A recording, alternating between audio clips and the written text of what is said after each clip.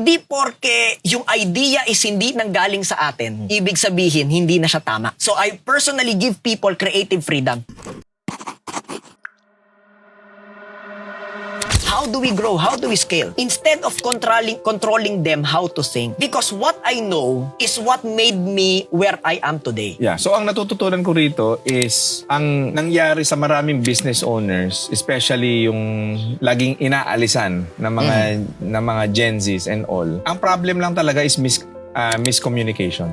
Yes. Yun lang talaga. Kasi if magkakaintindihan sila, if they have the same language, Correct. matututunan nilang i-manage ito. So, pabaliktad yung pyramid natin ngayon pag ganito. Pag ganyan na. Bakit siya pag ganon? So, ikaw at si boss, macro, sinabi mo kanina, vision, lahat overall makikita mo. Ang micro-strategy, sila-sila na. Sila-sila na.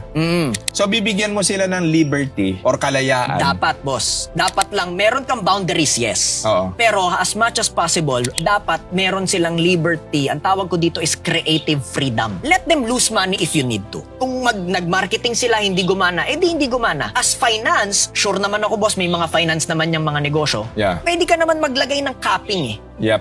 na pwede yan hanggang ditong limit. Pero ang hindi pwede, yung masyado tayong sigurista. Doon kasi nagtatalo, boss Sigurista, kaya ka nangongontrol. Correct, Kasi correct. gusto mo sure. Kasi wala naman negosyong sigurado eh. Kaso wala namang sigurado. Saka, Tama. let's be honest, boss. Kung magiging upfront lang ako, majority nga ng mga greatest ideas natin, hindi naman sa boardroom nang galing. Di ba? Nag-CR ka, boss. Jebs. Naggaganyan ka, Yeah. tapos biglang, nakaisip ka ng idea.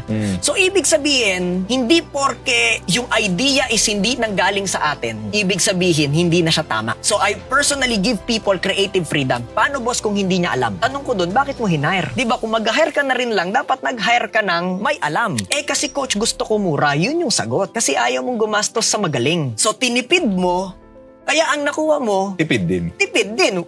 Nagsisimula pa lang, walang alam. So meaning to say, you would prefer compensating more to a well-educated and experienced individual rather than growing them with you. Both, boss. All task-based, pwedeng intern. You grow with me kasi task-based naman siya. Meron ka naman, boss, sa mga negosyo mo, kunyari, CSR. Saved replies lang naman yan, tapos copy-paste. Meron ka namang mga, kunyari, Canva. Yeah. Kahit pa paano, may mata, magaling, nagsisimula, pwede mong bigyan ng chance. Kasi task-based. And then, meron kang expertise-based. Ito yung mga kailangan mag-isip. Advertiser.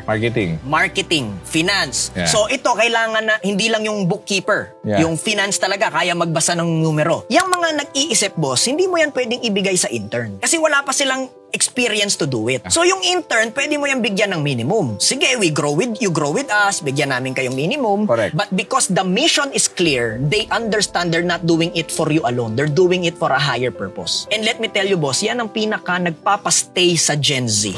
Ang Mission. A higher purpose.